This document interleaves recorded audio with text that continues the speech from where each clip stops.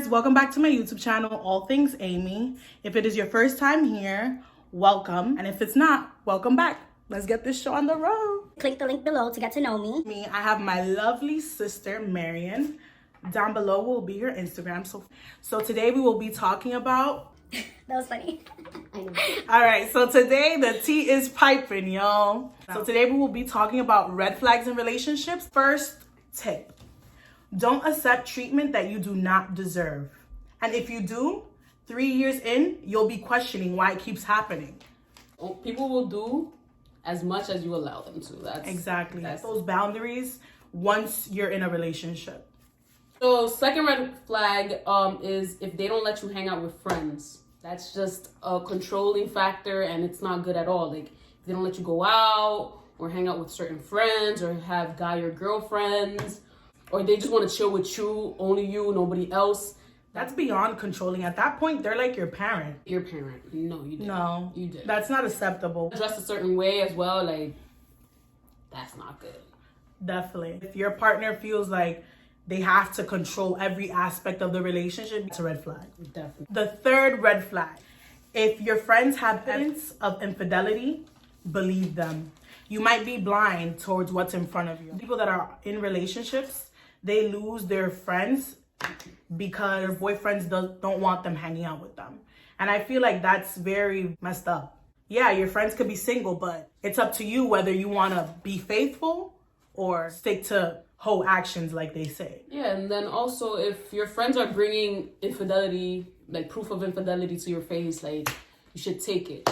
Take it and run with it. And definitely make sure that it's real. Don't befriend them. Okay? Sometimes you needed that evidence to shed light on you. Just blind. Like, you don't want to believe it and you have the proof in your face and it's just like, yeah, they ain't shit. Mm-hmm. If you catch your significant other cheating, there's a high, like a 99.999% chance that they're going to do it again. If you let them slide once, they're going to do it twice. But the second time, you're not going to know. They're going to do it better. Okay? I definitely feel like that's a problem now where women and men both, we stick to someone when they cheated just because we feel like, or it's been so long that, you know, or because of kids or because of financial reasons, like girl or boy. If they cheat once, they will do it again. They will not change. A cheater will never change. They have enough courage and go out and cheat on you and disrespect you, like they have no respect for you. You need to take that person back consistently. That says a lot about you and not them. Yeah, you don't value yourself enough. Anger issues is a big red flag. Very big like red flag in your face. The way that somebody talks to you when they're upset says a lot about them. If you guys are fighting all the time, that's not okay. That's not healthy. That's toxic. You should go. And if it gets physical, like, that's definitely, you shouldn't let nobody put your hands on you, men or woman, like, it's a no. If it gets to that level, that's when you know you need to step outside that relationship. Yeah, if you are fist fighting with your partner, you need to leave that relationship. Yeah. You are not in WWE. This is not martial arts. Yeah. This is not karate. Yeah, and if you stay, he or she may think it's just fine to keep doing it. Oh, she stayed or he stayed, so I'm just going to keep doing it. Whether it's occasional or becomes a routine, it is wrong. And it is a red flag. Oh, I get this one a lot. What do you guys think about your partner dancing with others? Me personally, I don't like that. Why? Because why would I want my man dancing in back of a girl sexually? Yeah. Every dance to me is sexual. It's a sexual interaction. Whether it's bachata, which is in my culture, it's like the 1, 2, 3 step. Very handsy. Saying whether it's bachata, merengue, salsa, grinding on each other. It is a sexual interaction. This can go both ways. Depends on the boundaries you guys set before you guys even get into that situation. Yeah. I personally think it depends what happens after the dance. Like if you guys are like flirting and like have your number, like that's a no. But I think that if it's like a regular bachata, you know, a little something, but it depends what happens after. So y'all trying to get the cheeks or y'all trying to just fuck, and by cheeks she means your butt. Sorry guys, but this is how we speak. You feels me? If you set a boundary in your relationship, I don't like this, I don't like that, from the start, you won't have to argue about these things later on. Point that out if you don't like, you will have a successful relationship. It's mine. Yeah, so next turn. Next red flag is going into a relationship with somebody who's already broken. First of all, you're not Bob the Builder. You are not a therapist. It's not your job to fix somebody else, okay? And you shouldn't feel guilty and you shouldn't feel the need to stay just because they're broken. It's not your job. It's not your job. Don't do it to yourself. And honestly, right on their foreheads, I am not a therapist. I cannot fix your past. The only person that can fix your past is you.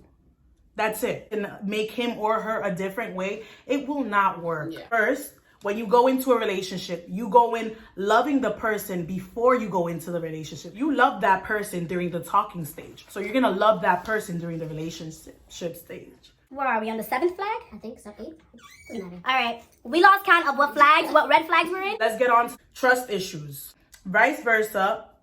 If you go into a relationship with trust issues, just know you will be arguing almost 5 times a week. I speak this off of experience. It ain't easy. And it wasn't easy for me. Especially if you don't trust your partner, the relationship will go nowhere. I feel like if there's trust issues, then point in the relationship. Because if you don't trust me to go to the corner, then...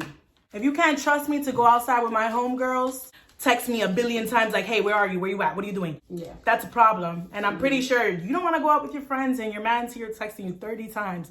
Where are you, you stupid beep? I think that trust issues stems from insecurities, you know? And insecurities that come from like past relationships. So just because your old relationship, that person was a liar or a cheater. A cheater. When you're dealing with someone in a relationship, that what happened to them in their past is not going to happen to them now.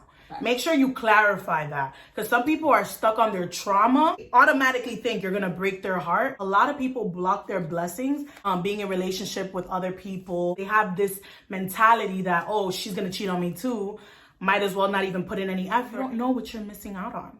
Not posting your significant other on Instagram or whatever it is. This one, let's just clarify, it depends. It goes 2 ways, all right? Yes. I believe that you can have 1,000 posts of your significant other on Instagram and you guys could just be miserable. Just pure miserable, just pure cheating, pure everything. In real life. And then there could be a case where you don't post your significant other and you guys are the happiest thing in the world. And it could be vice versa. There's 2 reasons why somebody might not post. It's either they're hiding you because you're ugly. Just kidding. They're hiding you. You're ugly. They're either cheating or just hiding you from their other hoes. Or they don't want nosy people in their business. They don't want people criticizing them. This is probably like the 5th chick you posted on your social media. And you don't want to just keep adding to that list if you're just playing around at this point. People are not going to take you seriously. And I completely understand that to a certain extent. Because if you are with someone and you guys trust each other 100%, yes, this should be something that should be brought up. We might get offended, like, hey, like, do you not want to show me off? You get me? Like, is it me, or do you not want others to know that you're with me? Social media has definitely changed the game for relationships. People assume all types of things when you don't post them, the post that you do, why you don't show their face. I think that actually piggybacks right into my next red flag. So social media commenting under or DMing hard eyes under people's pictures, salacious comments. Your partner shouldn't be doing that. It's acceptable if it's family member, but a random girl, this action has been happening consistently where him or her commenting on other people's pictures. I definitely think that's a red flag. I gotta put hard eyes under her pictures. Aren't I cute? Yeah. Put hard eyes under my pictures. The next red flag, no breaks. If your partner asks you for a break, major red flag. Like, I'm waving that red flag. That is the biggest red flag. Because to me, there is no such thing as a break. Writing it out usually is worth it. Definitely depends on who the person is. A relationship, you work all the way through. And I'm saying this because I'm in a relationship. When shit gets difficult, stick around. Write it out.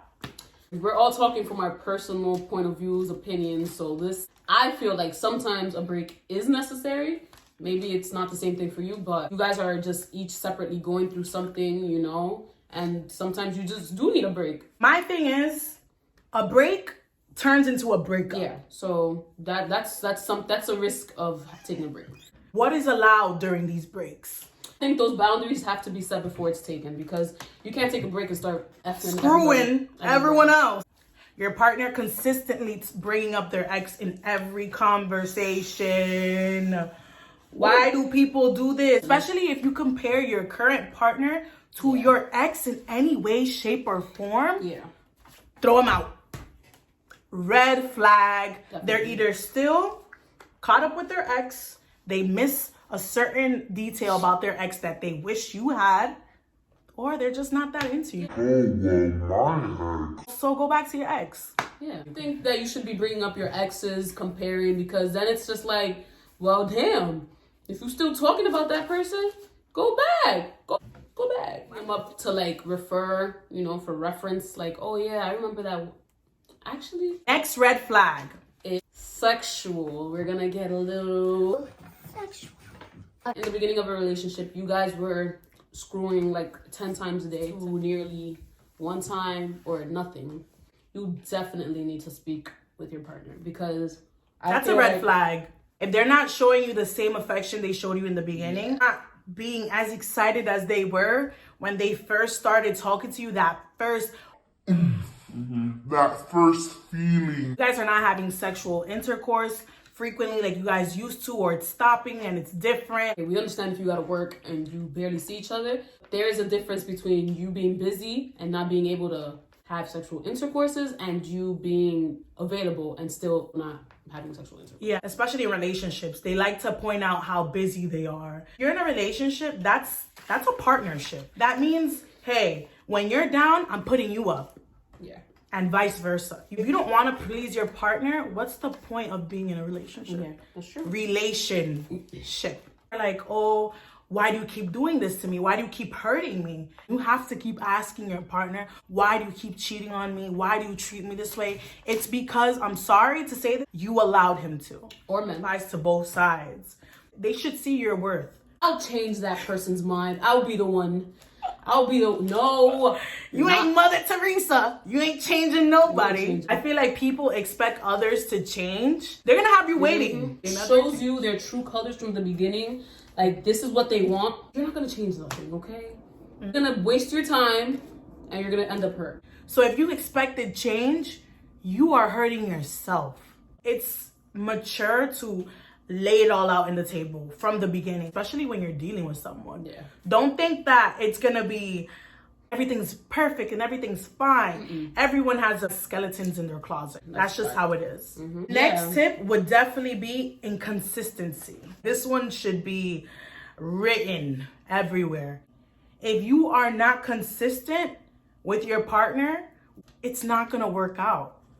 I feel like everyday talking is really important. It shows how interested they are in you. Oh, one day, let me text her now and I'm gonna text her tomorrow at 9 a.m. Yeah. I'm sorry, but that's not happening. That's cut. In this generation, everybody has their phone on them 24/7. All the You time. sleep next to it, you take it to the bathroom. To reply for, I'm gonna take a minute. It's a second. It's a second. You could be at work, they give you a break. I'm pretty sure. It's a law. Like, you gotta get a break. Everyone gets a break. And if they don't hit you up on that break, they just didn't want to talk to you. It's that simple. Meeting parents is really important. And if they don't do this anytime soon, that's your cue to go. Once you take that next step on that person meeting your parents, it's because it's serious. If you don't get that vibe off your partner, please do not ignore them. Yeah. Consistent cheating will not get you anywhere. Leave that relationship. Let us know what you think. Let us know if you liked it. Let us know if you don't. Protect your spirit. Don't stress yourself out to force something that wasn't meant to be. Enjoyed it. It was really nice and juicy. And definitely don't forget to like, comment, and subscribe.